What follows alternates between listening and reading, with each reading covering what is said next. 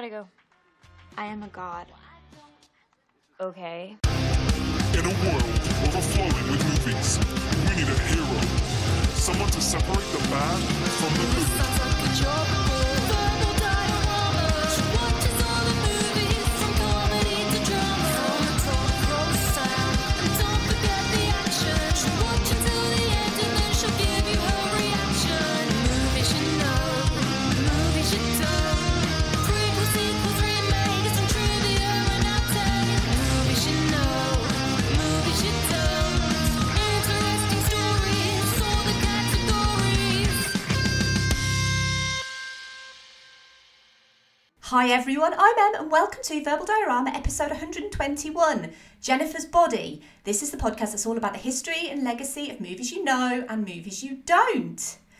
And as always, a huge welcome back to all of you wonderful, amazing returning listeners, and welcome all of you brand new listeners to this podcast. Thank you so much for being here. No matter how you found this podcast, I am so grateful that you are here for this particular episode on Jennifer's Body. And I'm just going to jump straight in on this particular episode because joining me is a very special guest. She is a journalist, an author, a podcaster. You will know her from Empire, as well as her book, Women vs. Hollywood, and the associated podcast, Women vs. Hollywood. A huge welcome to Verbal Diorama to the incomparable Helen O'Hara. Hello. Welcome, Helen. Thrilled to be here. Hello. Hi. I'm so glad that you're here. I'm so glad that you're here to talk about this particular movie. Me too, yeah. Because this is going to be, I think, a very, very interesting discussion. And this is one of the reasons why I scouted you down, literally hunted you like Jennifer hunts boys in this movie to come on for this episode, because I think you are pretty much the perfect person to have on an episode of this podcast to talk about a film that is very female-led, that, let's be honest, a lot of people didn't really appreciate at the time, but the movie has since started to find a little bit more appreciation, which is something that I think we can talk about in a little bit. Yeah.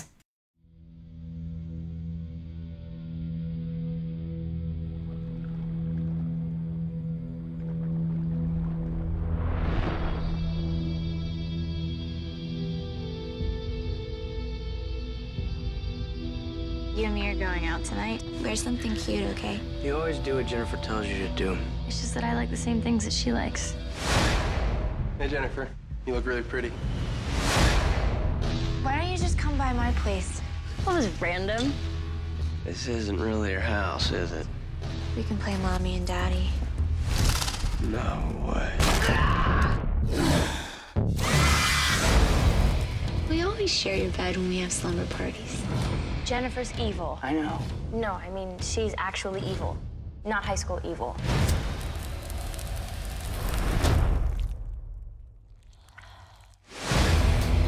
Chip is looking really cute to me lately. How is he tasting these days? You are never a good friend. You could have anybody that you want. Why Chip? You're killing people. No, I'm killing boys. Are you scared? Thought you only murdered boys. I go both ways.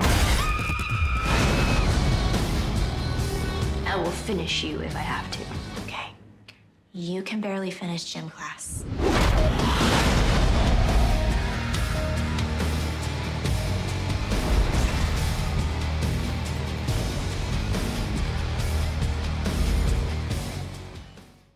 In Devil's Kettle, Minnesota, shy student Needy idolizes her beautiful cheerleader friend Jennifer.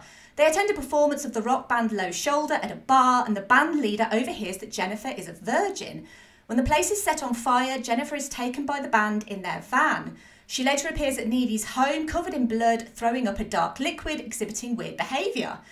As their school mourns the victims of the fire, several male classmates of Jennifer and Needy are found murdered. Their bodies mutilated, and each time Jennifer appears more radiant than ever. Needy discovers that Jennifer was sacrificed by the band members in a black magic ritual, but because Jennifer was not a virgin, she has been transformed into a flesh-eating succubus. We'll quickly run through the cast as well. Megan Fox as Jennifer Check, Amanda Seyfried as Needy Lesnicki, Johnny Simmons as Chip Dove, J.K. Simmons as Mr. Roblewski, Amy Sedaris as Tony Lesnicki, Adam Brody as Nikolai Wolf, and a pretty much brief cameo from who would become Chris Pratt as Roman. Jennifer's Body was written by Diablo Cody and it was directed by Karyn Kusama. And Diablo Cody first gained international recognition with her 2007 debut screenplay Juno, directed by Jason Reitman, starring Elliot Page and Michael Cera, about a teenage girl named Juno's unplanned pregnancy and the subsequent adoption of her baby, as well as the relationships with the father of a child, with potential adoptive parents, and with her own father and stepmother. Juno was an unexpected hit, both critically and financially, and won the Academy Award for Best Original Screenplay, the BAFTA Award for Best Original Screenplay, the Independent Spirit Award for Best First Screenplay, and the Writers Guild of America Award for Best Original Screenplay. So there was a lot of pressure on Diablo Cody for her sophomoric screenplay, which would be Jennifer's Body. That would be produced by Juno director Jason Reitman, and this movie directed by Karyn Kusama. Kusama had written and directed her debut feature Girl Fight in 2000, and in 2005 directed the actually quite underrated live-action adaptation of Aeon Flux, starring Charlize Theron in the title role. That film had been ushered through production by Paramount Studio chief Sherry Lansing, but during production she left, which resulted in the film being recut and reworked, with significant changes from Kusama's original vision. Following this experience, Kusama said she would never again work on a film which she didn't have control of the final cut. So Jennifer's Body was postponed to avoid the 2007 Writers Guild of America strike, and filming started in March 2008 in British Columbia.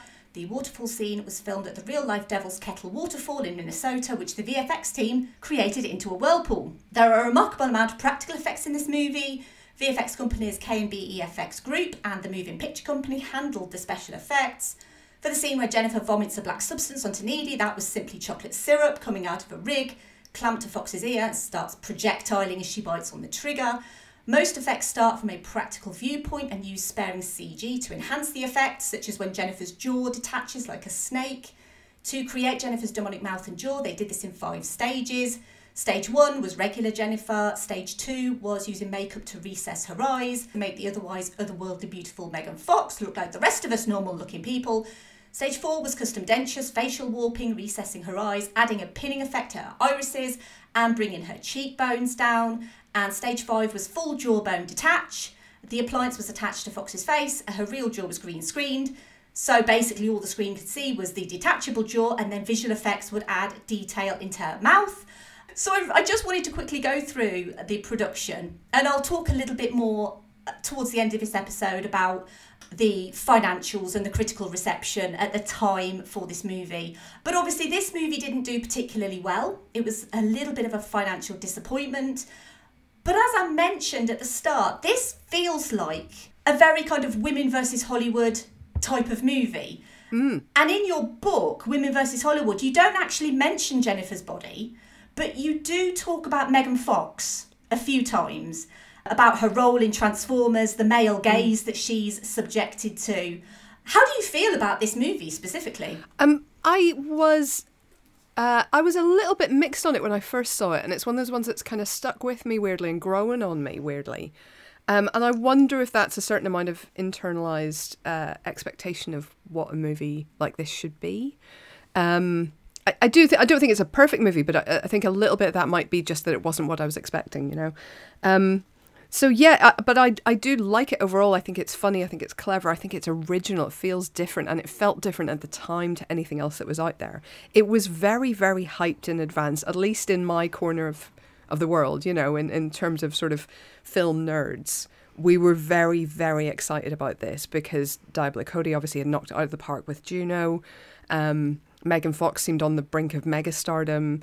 And it just seemed like, oh, this is cool. This could be really something, you know. And we were still talking about Karyn Kusama, I think, more in terms of Girl Fight than in terms of maybe Aeon Flux, which I appreciate is not as bad as its reputation. I still don't think it's quite good, but yeah, it's so I was really, really hyped about it in advance, and maybe overhyped, you know. Maybe that was why I thought it was good but not great at the time, and it has grown on me. It has stuck with me, and I think the rest of the world has begun to catch up with it, because I think it was really, really ahead of its time, and it maybe still is. I think it deals with a lot of stuff that we're still not comfortable talking about, that we're still not comfortable showing on screen.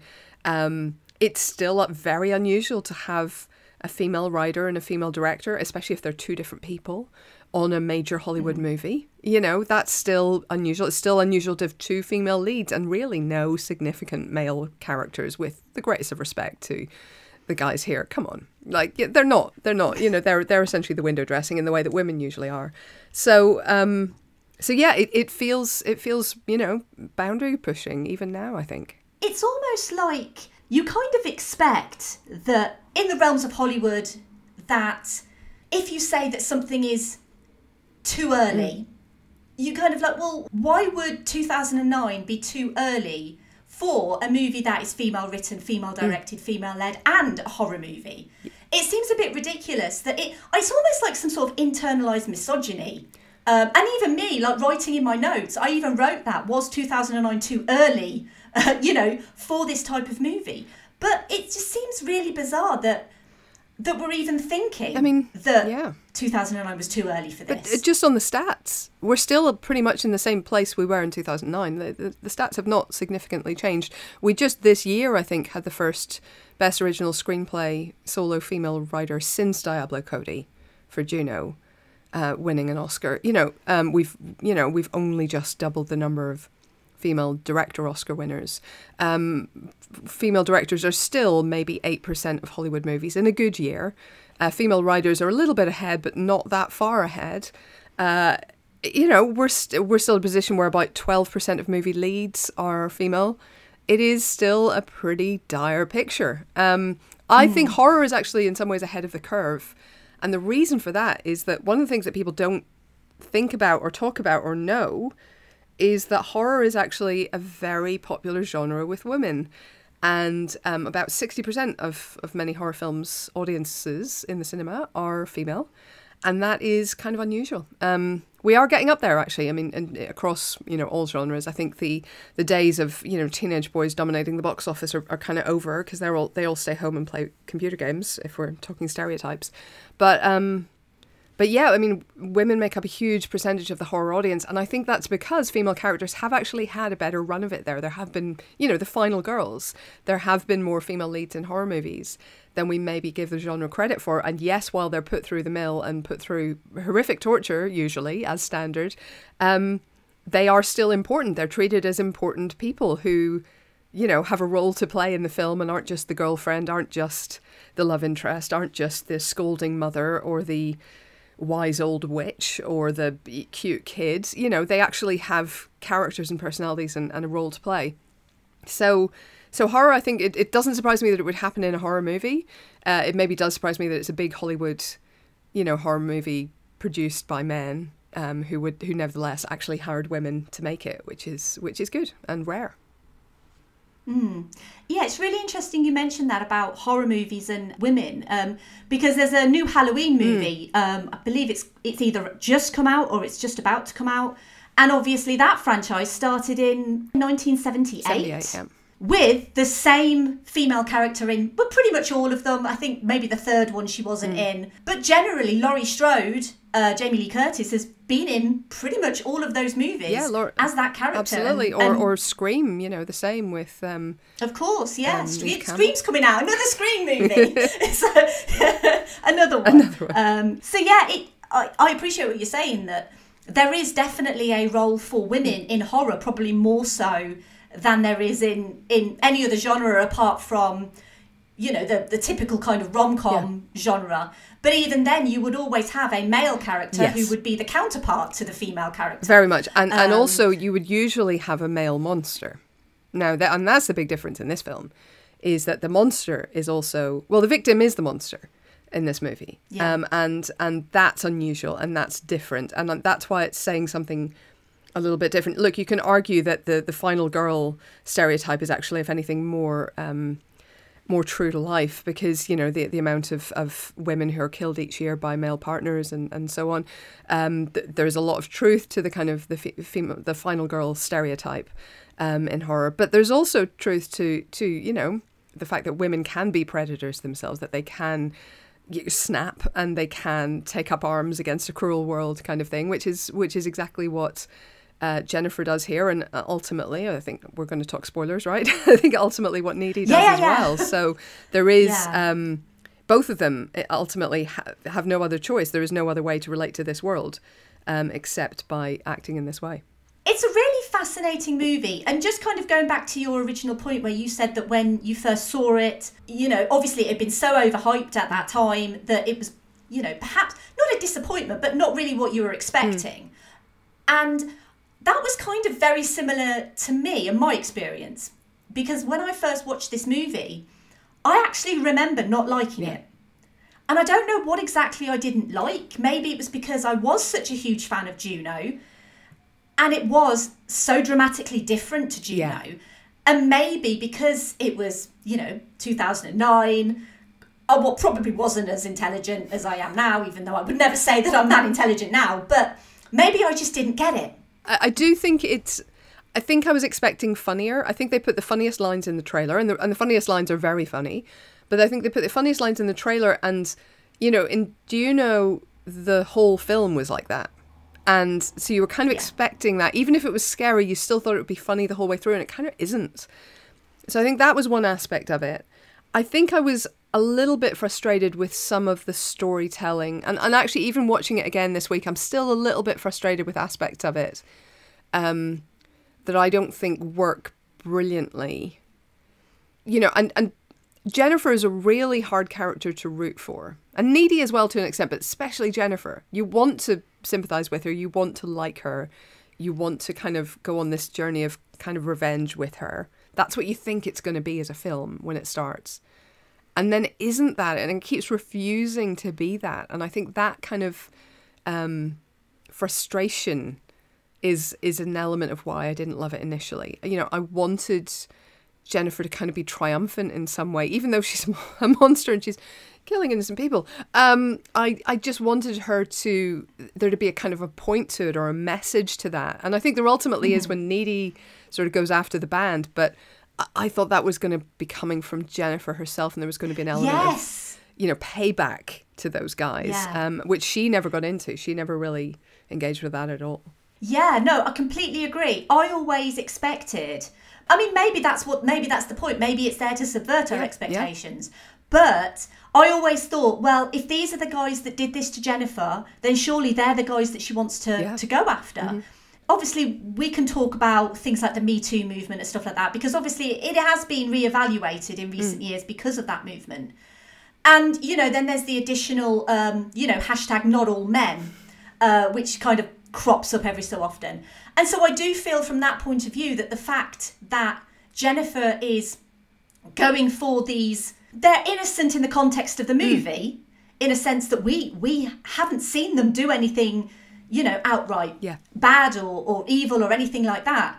But then it kind of frames it in the fact that in Jennifer's mind, you know, a man is a man or a boy is a boy. Like it doesn't, she doesn't discriminate. Yeah, she makes no distinction, But I do agree with you that I feel like maybe we could have sympathised a little bit more with the character of Jennifer had she actually gone after the guys who did this to her in the first place. Yeah, and the only thing I can sort of think of to kind of explain that is to draw a Buffy parallel to talk about other, you know... Please draw a Buffy parallel. I love Buffy. Other problematic feminist icons. But the idea in Buffy was that basically when you become a vampire... a demon moves into your body and takes control. So it's not actually you anymore. It's a demon doing a you impression, really. Yeah. And they talk about that a little bit in Buffy, that, you know, people who want to become vampires. You remember there's your guy from Roswell turns up and he's determined to become a vampire. And Buffy's trying to explain to him, no, you won't become a vampire. A vampire will become you. Like, it's a different person, essentially. It's a different being, a different entity. It has no soul. And I think that's what we have to assume happens here, that Jennifer isn't Jennifer anymore, and she doesn't have what might be Jennifer's priorities. She has a demon's priorities. So maybe it's that, I guess. And that's why Needy, when she gets a little bit demon powers without being a full demon, is the one who actually goes and says, no, okay, this is not right, and I'm going to sort it out. So maybe that's it, I guess. But But even aside from the whole, you know, like eating people thing, even leaving that minor issue aside, like Jennifer is not a nice person. She is a bully. She is vain. She is shallow. She's really mean to Needy, who is, as far as we can see, her only friend. And she does use people instinctively, even, you know, from day one. This whole idea of hell as a teenage girl, you know, she is pretty hellish from the get-go. And I think that's maybe why I struggled to identify with her. And I'm not saying that, oh, all female heroes or all heroes even need to be likable or relatable or anything else. I realise that's not the case. But I think it made me a little bit confused as to who I was supposed to be rooting for in all of this. And I feel like if she'd been that shallow, I could have gone with it if I'd felt like there was something more there. And I don't know that we got quite enough of that behind the shallowness, if you like, you know? Yeah. There's little bits here and there. And you do get the impression that she's suffered for looking as gorgeous as she does. That is clear. And I think the film makes that point. But it's just a little murkier than I wanted it to be, because you are trying to talk to a teenage audience here, and you are trying to talk to a broad audience. This is not an art housey kind of movie. And so I think a little bit of clarity in those situations is kind of helpful, maybe. Yes. Yeah. I mean, this is obviously Megan Fox. Probably one of the most beautiful women to have ever walked the earth. And she obviously is an actor who I think that Hollywood has let down. Yeah, 100% agree. In so many situations. And I think that she's been let down mostly because she is that beautiful. Because it's almost like if you're that beautiful, then you can't be good at what you do. You can't have value. Yeah. You're not worthy because you're too beautiful. I think that's, you know, spot on. I think I think Angelina Jolie has suffered from that a little bit as well in her career. I think she got very, very lucky to get a great, chewy, meaty part early in Girl Interrupted. I think if she hadn't got that, I think she'd be struggling with the same problem. I really do. Because I think, you know, she's a phenomenal actor, but she's so extraordinary looking. Like, you can't cast her as a normal woman and sort of not normal woman, but, you know, as the girl next door and not deal with the fact that she is absolutely stunning. And I think there's the same problem a little bit with Megan Fox, that she has really had to struggle to find roles that are kind of give her anything more to do than, you know, look gorgeous holding up the hood of a car. You know, I mean, she did that, and I'm forgetting the name, apologies, but she did a movie where she's a soldier fighting lions. She's actually pretty good in it. I think she's really good in a movie I don't like, but How to Lose Friends and Alienate People. I think she gives a really nuanced performance. I think she's really, really deep in that movie, actually. But again, she's just so extraordinary looking. What do you do with her? And then, of course, you know, one of the things I did talk about in the book is that she spoke out. And she was perceived as being disloyal to the man who they perceived as having launched her career. And therefore, I think Hollywood has not maybe worked as hard as it could have done to give her opportunities to show that she can do more and she can, you know, be a bigger star than this. I think they've been hesitant to, you know, to allow her to spread her wings because of that. There's always some man in power, isn't there? That's always kind of, you know, clipping sort of the young ingenue's wings. And I think that kind of just goes back to, you know, centuries of you know, men being in power in Hollywood. And I think with her especially, and I'll be completely honest, I've not seen that many of her movies. I can't claim that I've seen her in everything. Really, the only movies that I've probably seen that she's been in is this and the couple of Transformers movies. For her part in the Transformers movies, I mean, she was literally just male gaze window dressing in that movie. But I think there was always more to the character of Michaela that Megan Fox wanted to kind of bring out, because I think the character had some depth and something interesting to say.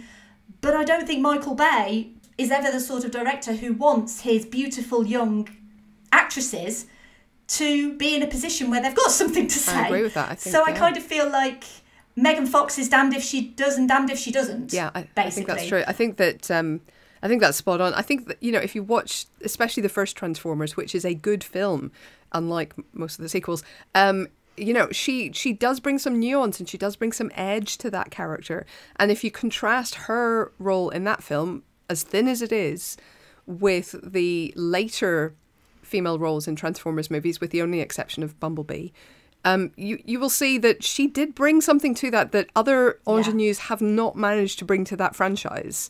You know, so she is capable of, I think, more than Hollywood credited her with. And it's, you know, full credit to Diablo Cody and Jason Reitman. I think they had her on board nearly before they had Karyn Kusama on board. I don't know how much of a role she played in the casting, but full credit to everybody involved for getting her aboard, because of course, if you're going to cast, you know, the most beautiful girl in the school, Megan Fox, absolutely fantastic idea. And especially because she does have that edge to her. She's not a cutesy, you know, comforting kind of beautiful, the sort of Jennifer Garner kind of beautiful, you know, really lovely, lovely, beautiful person, but also you can believe that she'd hug you as soon as you walk into the room, you know. And I don't think Megan Fox looks like a hugger, which is important for Jennifer's body.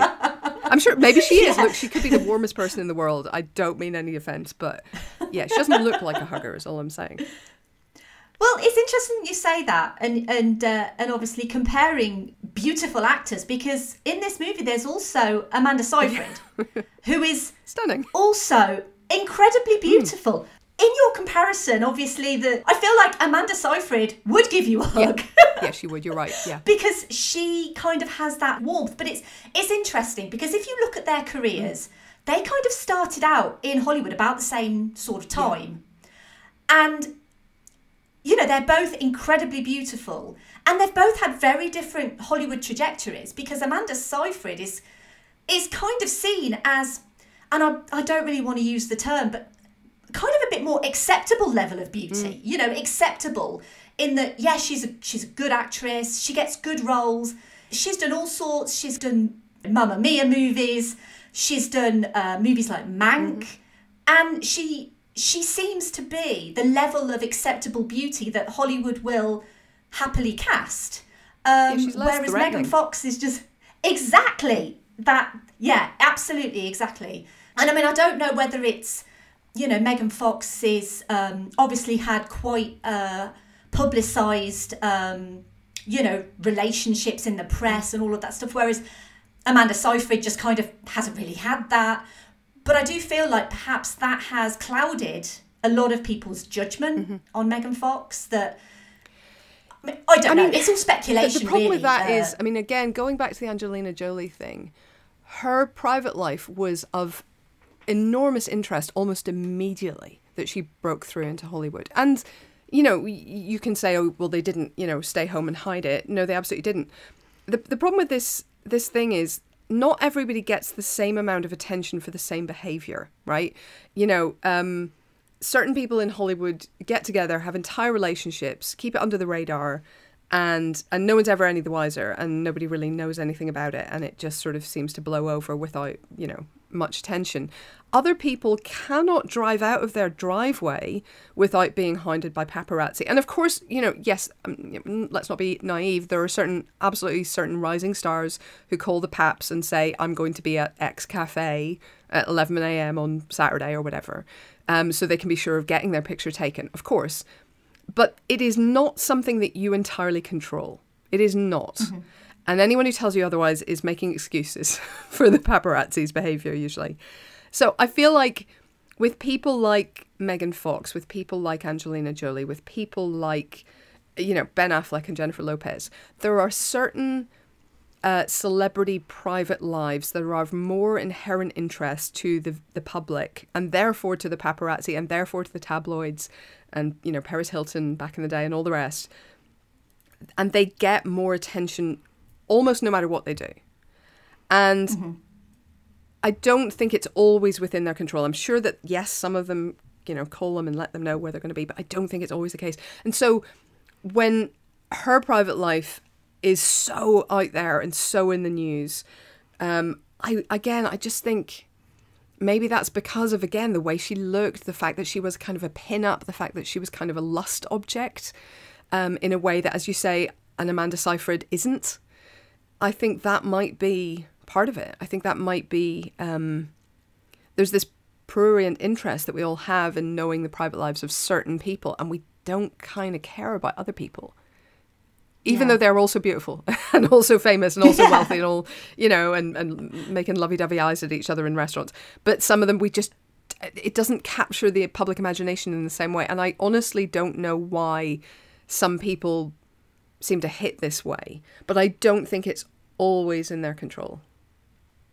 Okay, I can understand that. I guess I was just kind of trying to think of an easy way to kind of explain away why you've got two beautiful women who both kind of started in Hollywood about the same time and are both viewed so dramatically differently. When they both have the same level of talent, it's just always kind of struck me. And I also read, and I'm assuming that this is true, but I only read it on one website. And researching Verbal Diorama like I do, I never take the opinion of one website as gospel, usually, because literally anyone could just make anything up. You know, it's like Wikipedia, you know, don't take all of your research from Wikipedia because it's probably not true. Newsflash, everyone, anyone can make a change on Wikipedia, literally anyone. But I did read that both Megan Fox and Amanda Seyfried both class this, Jennifer's Body, as their favourite thing that they've ever done.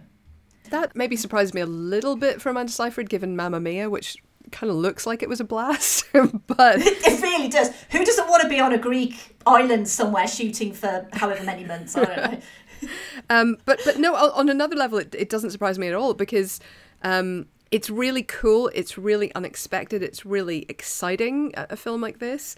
And I think as well, it must have been very unusual for them to be working with other women in this way. And of course, yes, Amanda Seyfried's in Mean Girls and is fabulous in it. But apart from that, you know, generally speaking, these women will mostly have been on set surrounded by men.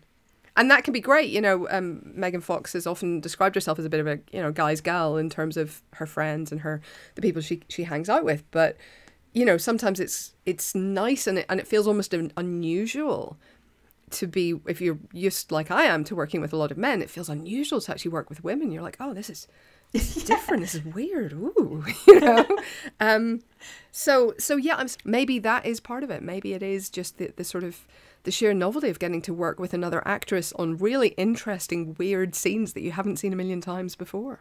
I can totally relate to what you're saying about working with men, because that's been my experience as well. Literally, men everywhere. Cannot get away from men, which normally I would not complain about.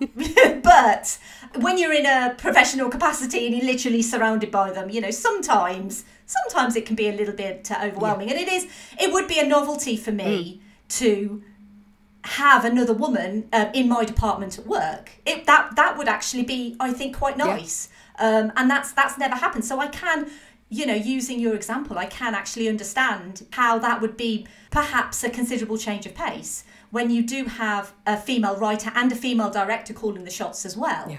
Because like you've said, the rarity of that, even in today's cinema, to have two female leads, a female writer and a female director all working on the same movie, it always kind of makes me think, you know, that this feels like an anomaly, but it shouldn't feel like an anomaly. No, it should not. Even though you've obviously mentioned the horror genre and everything like that, it shouldn't be that we're making a point of saying, oh, you know, and this is a female director and a female writer and two female lead stars, you know. Of course. It should just be the norm. Yeah, absolutely. Can you imagine if we noted that every time it was a comparable number of men on a film? Can you imagine how boring it would get? If we said, and this is entirely produced by men and directed and written by other men. And you won't believe this, they also had a male cinematographer and a male composer. So, I mean, that's remarkable for male representation, isn't it? I mean, male representation is sorely in need at the moment, isn't it? I think that's one of the reasons why, although, like you, I wouldn't say that I completely adore this movie. It has grown on me. From that first time I watched it and I thought, I'm not really keen on this. And then I watched it again and I thought, actually, this is something interesting. Yeah. I think there's something interesting in here. And then I've watched it a couple of times and it's since been released on Disney Plus. So it's available to everyone who's got a Disney Plus subscription. And I watched it a couple of times on Disney Plus, and every time, if I feel like it's growing on me more and more every time I watch it. Yeah, I agree. And it's not often that happens. And I think it is the sign of a really quality film that is just a bit off kilter a lot of the time, you know. I do think, like, I'm still trying to think of, like, kind of understand why I didn't immediately kind of glom onto it. Like, I kind of almost feel I should. I think, I will say one of my pet hates with horror and with female heavy horror, which you also see in Ginger Snaps and Dog Soldiers, is making periods part of the horror. I think it's an easy go-to because men are terrified of them and horrified by them.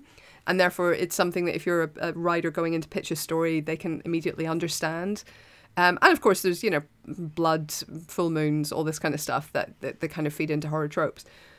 But that's one of the things where every time I see it, it made me slightly roll my eyes around this time because those two films had come out not that many years before. So I think that might have been one thing that slightly irritated me. And again, I understand why they do it. I just don't love it as a trope. And then I think the movie for me didn't always make it clear what Jennifer's status was maybe in school. And I kind of wanted to delve into that a little bit because, you know, I feel like she's somebody who would be looked at with envy, with lust, with distrust. And I wanted to kind of, we hear from her, but we don't kind of see so much how that works and how that affects her. I mean, they talk about it, you know, there's that line where Needy kind of throws at her that, you know, yes, she won some beauty pageant, but that was like 2 years ago and she's already past it, you know, and she kind of walks through the corridors and people don't always stare at her. They don't always look at her in a way that, quite frankly, I kind of think they would if Megan Fox was in their school. Even if they saw her every single day, I kind of think they'd still stare. So I kind of wanted a bit more of that kind of exploration of her social standing and get into that kind of, yes, it's a teen movie thing, but it's also kind of a human thing. And it would also help you understand when that status changes because her power changes as a result of this demonic entity. Yeah, almost a little bit of Mean Girls. Yeah, actually. In Jennifer's Body. Yeah. And maybe they were intentionally running from that, especially with the Amanda Seyfried connection. Maybe that's why they were kind of wary of doing that stuff. But I do think it might have helped, certainly me. I'm not going to speak for everybody else, but it might have helped me a little bit. And I think, you know, it was something it's very important to the Needy Jennifer relationship that there is an element of envy there and an element of distrust and an element of meanness on Jennifer's part, as well as an element of really relying on Needy. And you want, yeah, I love the kind of meatiness and weirdness of that relationship, and I kind of wanted maybe more of that as well. Yeah, it's interesting that you bring that up, actually, because one of the things, as I was reading up on Jennifer's Body is seen as LGBTQ plus representation, especially the focal relationship between Jennifer and Needy. Yeah. The relationship between them is almost like, you know, they need each other. And then reading this article and then watching the movie, I started to pick up on these really kind of subtle things from Jennifer's side, that Jennifer was always really jealous of Needy's boyfriend. Yeah. And always used to kind of say quite mean things about Needy's relationship with this particular boy, and that, you know, don't hang out with him, hang out with me instead. And when you're a teenager and when you do hang out with other girls, sometimes you do have instances where you're like, oh, you know, don't hang out with your boyfriend tonight, you know, come round mine instead. And it's never obviously anything kind of sexual. It's just literally hang out with me rather than your boyfriend. But I found that quite fascinating because I'm not LGBTQ, so I probably would not pick that up. Was that something that you picked up on? Yeah, no, because there is a kiss between them, isn't there? So I sort of, like, at least got it at that point. I'm not sure I was particularly spotted it in advance. I mean, I think, you know, people joke that they're lesbians just because they're good friends, and that's just like Mean Girls being mean, really, isn't it? In high school.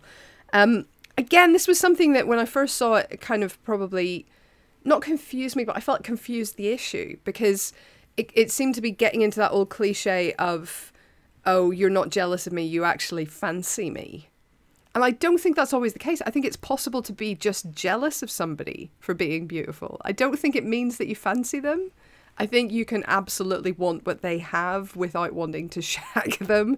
So I kind of felt like that was a little bit reductive when I first saw it. But, you know, I've read a lot of articles about it and listened to a lot of, you know, LGBT friends about it who just see it as a really important film in the canon. And I've come to realize, obviously, that's me talking as a, you know, straight cis person. And it is actually a very important thing that adds to the film for them and adds to the fact that this is not just about, it's not just about a sort of feminist revenge story. It's also about entire kind of sexual identity. It's about sexuality. It's about taking down the patriarchy, basically, from within.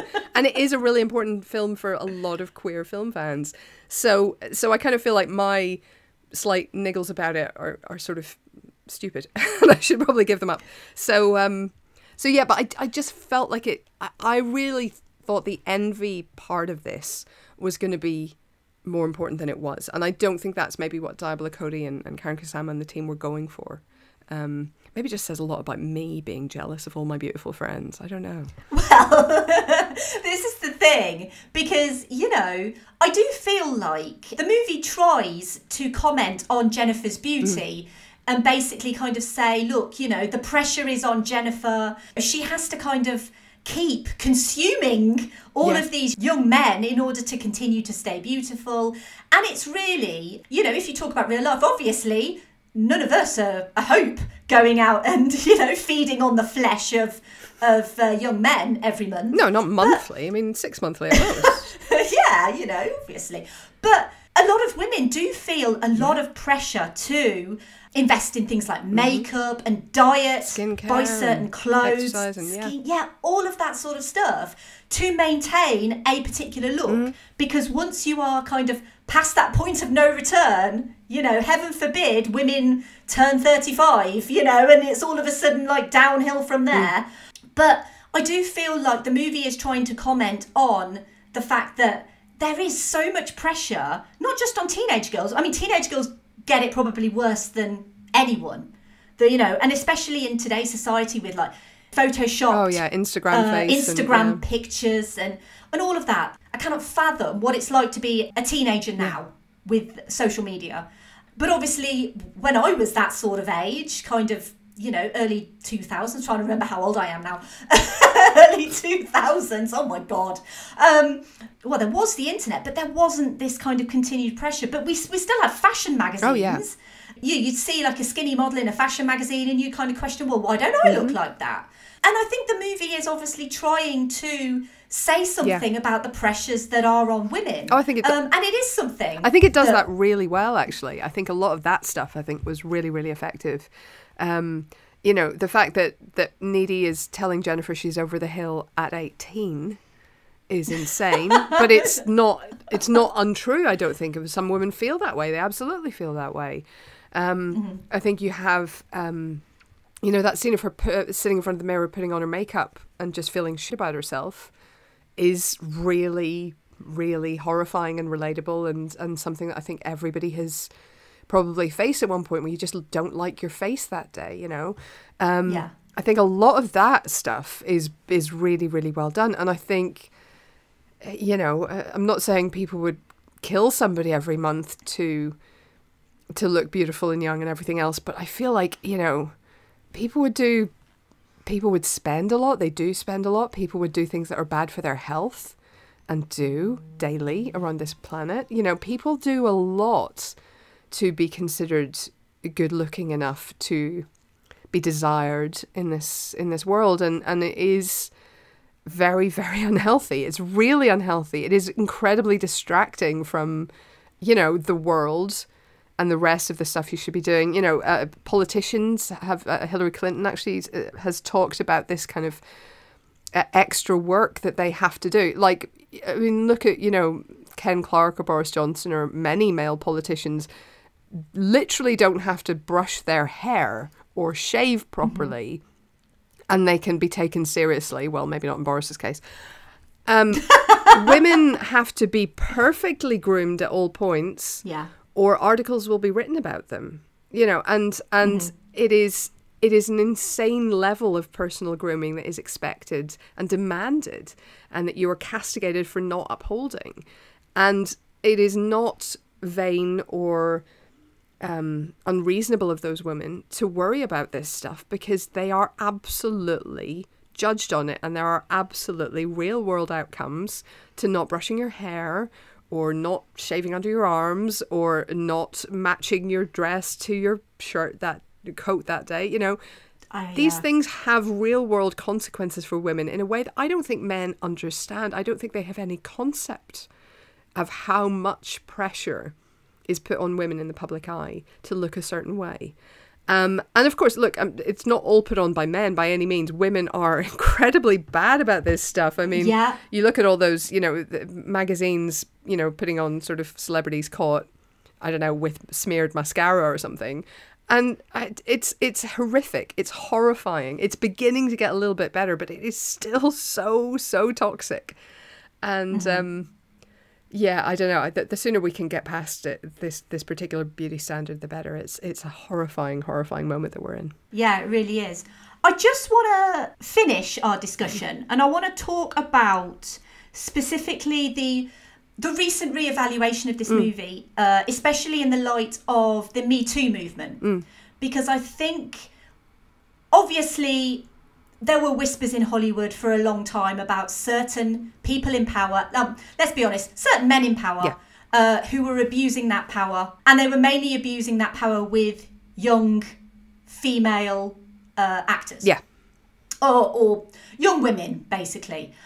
And obviously all of this has since come to light, and people like Harvey Weinstein have faced a certain level of justice for the things that they've done. Obviously, there are still so many people, I think, who we don't know about, who, you know, it will come out eventually. I think that they should be running scared, to be honest, because I feel like all of this is going to come out if they've ever had anything to do with, you know, grooming young girls or the casting couch or anything kind of like that. But one of the things that really kind of spoke to me on recent rewatches of this movie was the movie is called Jennifer's Body. And you could take that as the fact that, because Jennifer is incredibly beautiful, you know, she's a popular girl at school. But I kind of took it that, as with any woman, you know, her body is her own.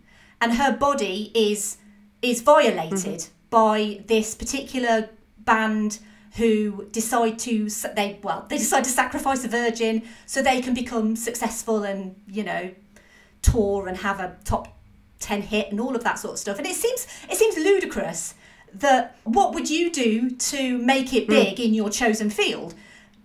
I mean, I'll be honest, I wouldn't sacrifice the body of a virgin to make it in my chosen field. No, I wouldn't. And my lawyer advises me to add that I haven't, so... Yes, as does mine. But I do kind of feel like this is a serious violation of a young woman who was basically pretty much taken against her will, and she was sacrificed in such a way that her body was violated. Yeah, and her body then becomes the vessel of this demon rather than necessarily herself, I just kind of found it quite prescient, especially when we are talking about all of the horrific, terrible things that have happened to women in the film industry who were put in a situation where they had no choice. You know, they couldn't leave. They felt like they had to do certain things to, you know, to these certain people in power, or else. It feels like this movie addresses that in a way that a lot of movies probably wouldn't address it. Yeah, I think because it's coming at it from a female point of view, you know, in a way. And I think it makes the distinction in itself between, you know, frankly, sleeping around, which is what Jennifer does and revels in and has no problem with and has no guilt about, quite rightly. And then being put in this position where you have no choice and you are essentially kind of, well, she's not raped per se, but she is violated in a sort of, you know, metaphorically similar manner. So I think Yeah. there's a definite parallel there, and there's an attempt to draw a clear distinction, which many men refuse still to draw between, you know, well, she's had lots of boyfriends, so she can't really have minded, kind of nonsense. And kind of make it clear that no, there's a line where you cease to consent to something, and it is a very, very important line, and it is not a grey area. Ultimately, it is not a blurred line. It is a very clear line, and you have to be clear on that. And I think, you know, Hollywood has always had this weird relationship with the casting couch in particular, where it's been a joke. It has been absolutely been a joke. It has absolutely been laughed off. It has absolutely been treated as unserious. It's been treated as the price of doing business, no big deal, put on your big girl pants kind of stuff. And that's really f***ed up. That is really, really messed up. It is so completely wrong. And it was like this wake-up call in October 2017 when it all started to come out, that people suddenly went, yeah, oh, wait, that is super duper wrong. That couldn't be wronger. But it was like a revelation. It wasn't like... It was like people had never heard this before, never realised before that this was sexual assault, that this was rape, that this was violence, that this was abuse of power. It was like everybody, not just, you know, Hollywood itself, but like in the wider world, everybody seemed to wake up to that for the first time and sort of go, yeah, I can see that that's wholly inappropriate. Oh, I realise that your job shouldn't depend on either succumbing to or avoiding the advances of a powerful man. I understand now that that's not a reasonable position for anyone to be put in. But I can't explain it enough, but it just felt like the world as a whole hadn't got that message before. We realised there was such a thing as rape. We realised there was such a thing as sexual assault. We were beginning, it feels like after 25 years, to get people's heads around the idea of date rape and things like that. But people still didn't see the casting couch as anything other than a joke and a kind of a punchline for one. And it really suddenly became clear that, oh no, this is deeply, deeply wrong. And it always has been. It's always been wrong. Why didn't anybody say so before? And of course people had. Of course people had. But people were just laughed off, you know? And there was a certain kind of momentum that the Me Too movement had. There was a certain weight that it seemed to pass. It was basically, when that first article came out, I was like, I mean, this is horrific, but it's going to blow over. That was honestly my initial reaction. This is horrible, but nothing will really change. I've read articles like this before. I read a lot of, you know, feminist links on the internet. I didn't believe it could change anything.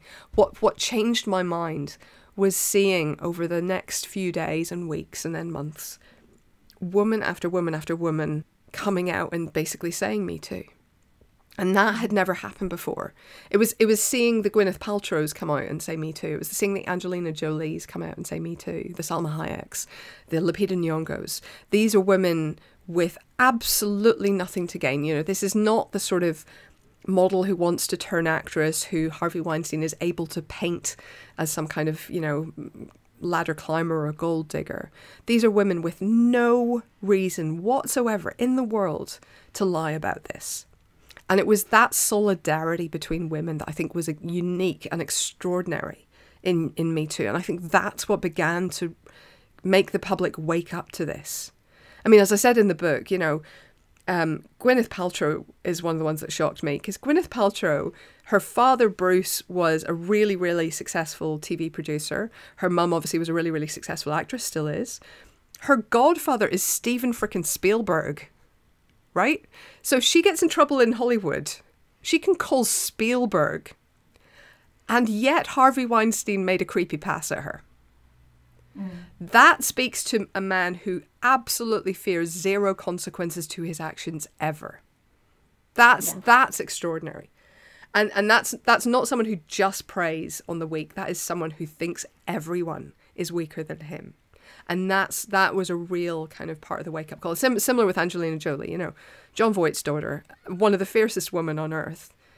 And he had no compunction in hitting on her either.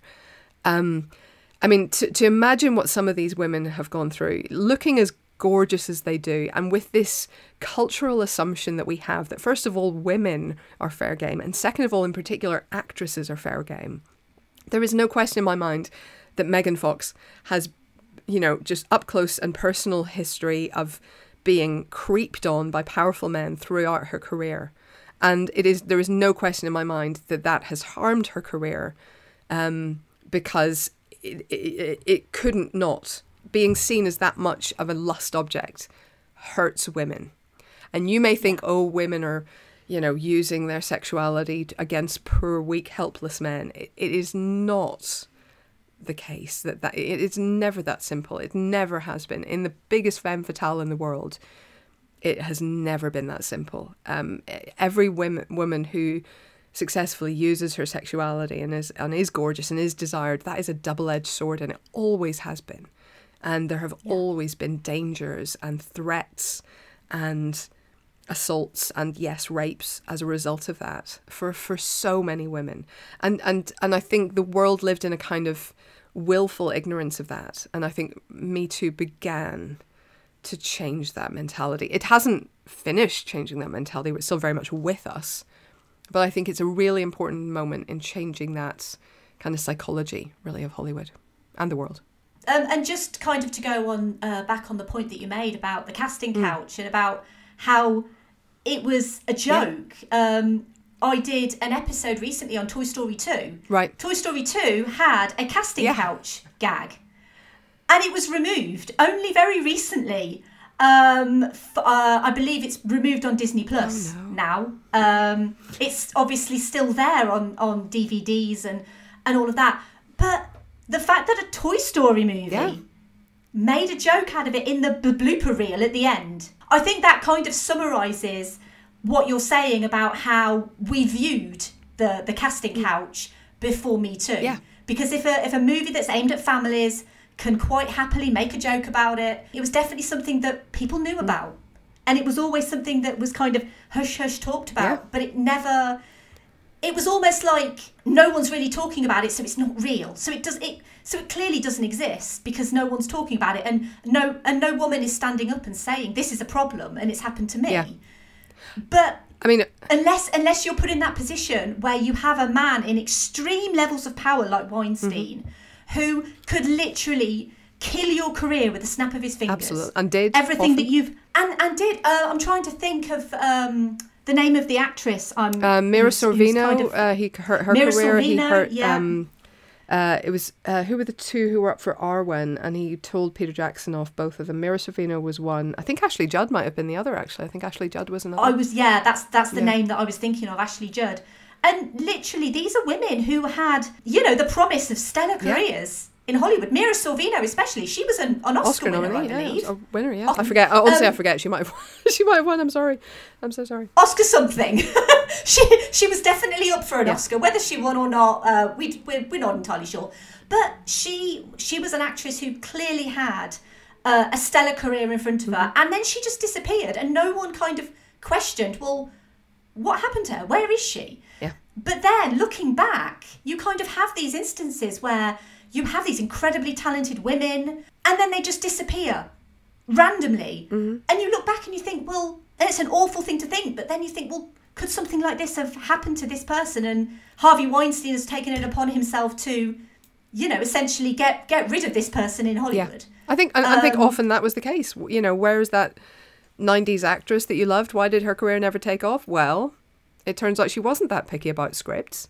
It turns out it was Harvey Weinstein is the answer. In not in every case, but in a lot of cases.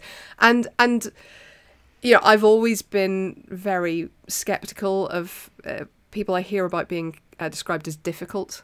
But it's a word that is weaponized against women. It is weaponized against women who speak out. Speaking out has never, ever helped an actress, I don't think, in her career, ever. I can't think of a single example, and I wrote that entire book. I don't think anyone has ever benefited from charging a man with sexual assault. I don't think any of their careers have ever lasted beyond that moment. I mean, some of the Me Too women obviously are still working, thank God, but that's only because they were still working beforehand. It luckily didn't affect their careers because of the extraordinary nature of Me Too itself. But that's a best case scenario, is it doesn't make it worse. And it is only in the 2017 round that happened. I can't think of a single other instance. Speaking out is loaded with danger. I saw The Last Duel this week, the new Ridley Scott film, and the situation has not changed since 1386, as portrayed in that film, where a woman faces being burned at the stake if she's found to have lied about a rape charge. It's pretty much the same. It's just the tabloids do it metaphorically now instead of literally. It always kind of brings me back, and I know we're going a little off topic, but it always kind of brings me back to Promising Young Woman, about, how a woman has to jump through hoops, essentially, to prove that something's happened. Whereas, boys will be boys, and think of his career. Think of his future. Yeah. No one thinks of the woman's future. No one. And now, only with kind of the Me Too movement, are we now thinking about these women's futures and what this has done to them, and the mental anguish, the physical anguish, the emotional anguish that they must have gone through. You just can't comprehend it. You can't fathom it unless you were in that situation. And God forbid, anyone is in that situation, because I don't even know how I would cope, and how they've coped, and the strength that they have to come forward is just, it's extraordinary, immeasurable. Absolutely extraordinary. Absolutely amazing.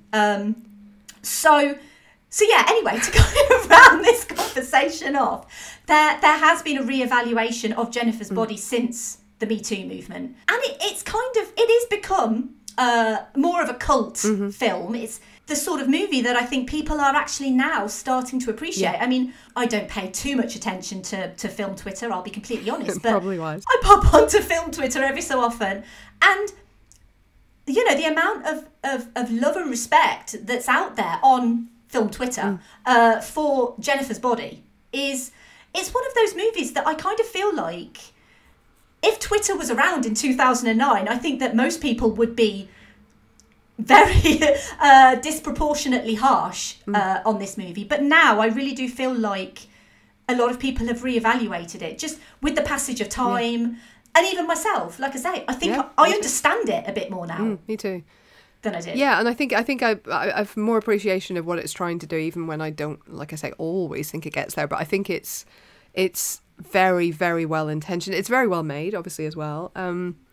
But I think it is beginning to find its time, and I genuinely, like I said at the beginning, I do think it was ahead of its time. I just don't think we were ready, and I think now it feels much more of the moment. And I think that the younger generations, who are much more clued up than we ever were, are really, finding it and embracing it in a way that gives me hope for the future. Me too. And that's kind of a pretty perfect thing to, I was going to say end on, but but the episode's kind of not over. So what I like to do is, I always like to link to Keanu Reeves in every single episode. It's just something that I do. Very, very good idea. Yes, correct. So it's called the obligatory Keanu reference. Correct. Yes, good. And I like to try and link the movie that I'm featuring with Keanu Reeves.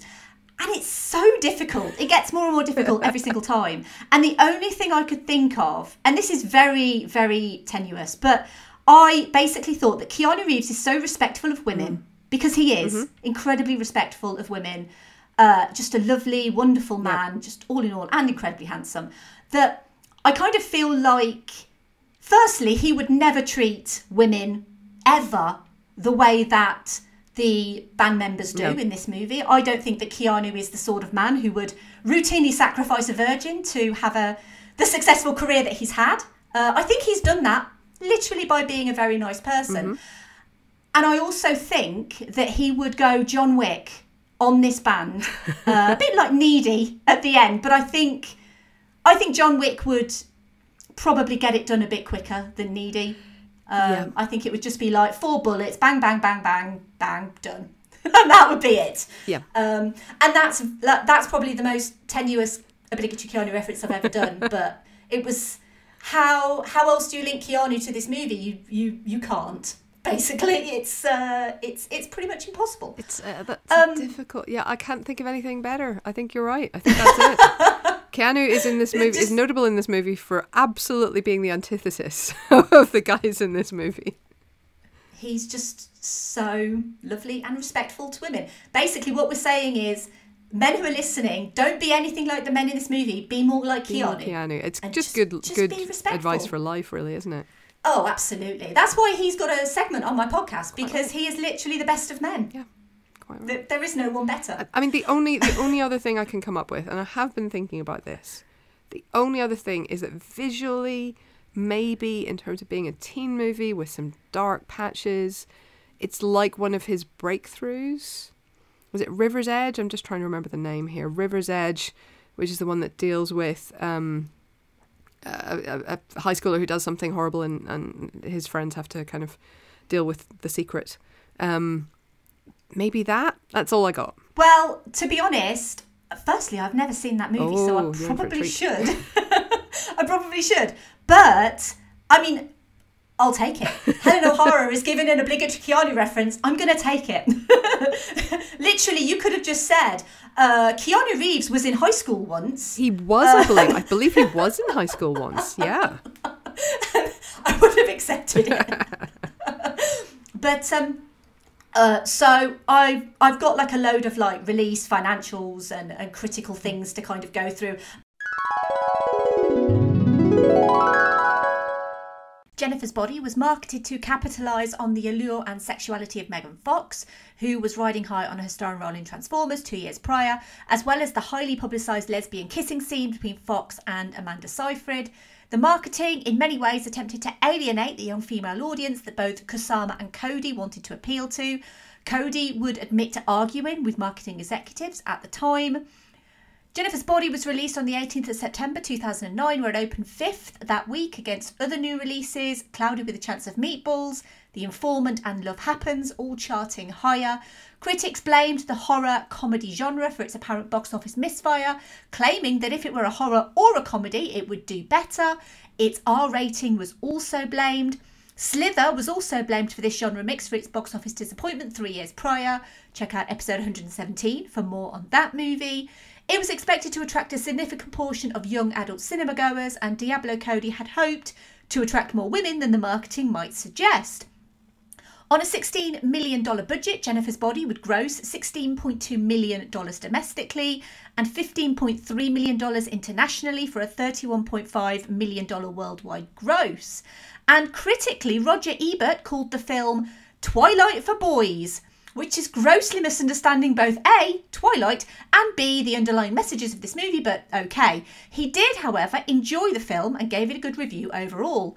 Most critics, however, felt the movie was either fluff or exploitation. They objected to the titillating lesbian kiss and the fact that for a horror comedy, it was neither scary nor funny. In recent years, the retrospective critical consensus is that it's a misunderstood metaphor for teen angst, female sexuality, and highlights routine sexual harassment against women and the unrealistic pressures that society places on women and girls. There are, unsurprisingly, no sequels to Jennifer's Body, but a comic book tie-in to the film, a graphic novel by Boom Studios, expands on the film's universe and Jennifer's murders of the boys. It was written by Rick Spears, with the first 9 pages illustrated by Jim Marfood. 2 covers in Fox's likeness were designed, one by Eric Jones and the other by Frank Cho. The novel was released in August 2009. It features less of Jennifer than the film, but does capture her going in for the kill several times. It focuses heavily on following her soon-to-be victims and provides information on their personalities not elaborated on in the film, so that readers can better conclude whether the boys deserve to be murdered. The novel consists of 4 chapters with a prologue and an epilogue, with art provided for each by different artists. Each one follows a different boy and what is happening in his life just before Jennifer kills him.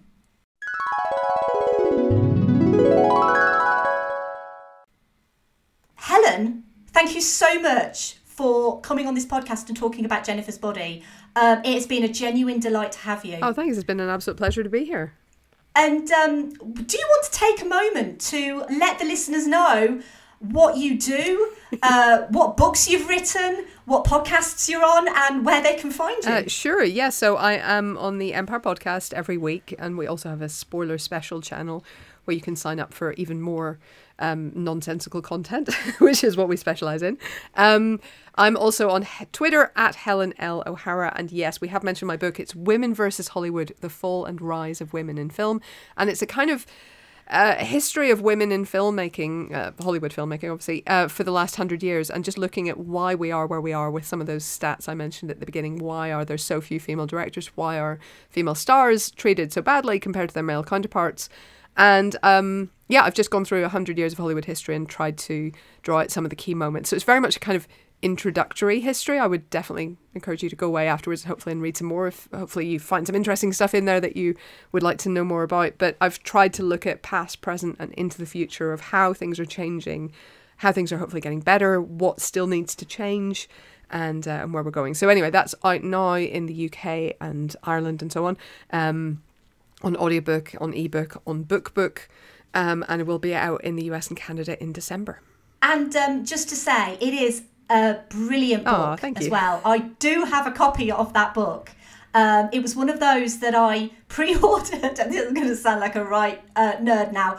I pre-ordered it, and I was so excited to get it. And it is, so honestly, such a fascinating book, because a lot of the stuff that you talk about is the stuff that I am so genuinely fascinated in. You know, not just from like a feminist point of view, but just a general kind of cinema lover's point of view. Yeah. Why women are treated and have been treated the way that they are is just, I mean, firstly, to me, it's ridiculous. I mean, it's ridiculous that you have to write a book about the fact that women haven't had it particularly easy in Hollywood. One of the most fascinating things is that, and obviously on your podcast as well, which I also listen to, by the way. I should mention that. I sound like I'm a fan. Yeah. Oh yeah, you've got a podcast. We do a podcast. Yes, I'm also doing a Women versus Hollywood sort of tie-in podcast. So I've talked to some of the same people, but mostly new people, so you can get kind of perspectives on the stuff that isn't just coming from me. So you're getting, I've got, you know, academics, historians, but also filmmakers and actors and just everybody I could talk to, really, who had an interesting perspective on the subject. So yeah, so we're trying to sort of summarize some of the big issues in the book in podcast form. So Women vs. Hollywood is out basically wherever you get your podcasts now. And it's also really, really good. And it's and also, just to kind of fangirl out a little bit now, it's actually taught me quite a lot about early Hollywood, because I don't really know a great deal about early Hollywood. But the fact that women were actually quite prevalent in the early days of Hollywood, it kind of blows my mind a little bit that there were female directors and female screenwriters and that they were so prevalent. And then they weren't there anymore. Yeah, one of the highest paid directors of the 1910s, and not just during the war years, all of the 1910s, was Lois Weber. She was like the big director at Universal at the time. And, you know, the biggest stunt stars and action stars, again, of the 1910s were women. There were these whole series called The Hazards of Helen and The Perils of Pauline and The Exploits of Elaine. So we've actually gone backwards, if anything, in some ways since those early days. Yeah. So I've tried to look at what it was that forced women out and why that changed.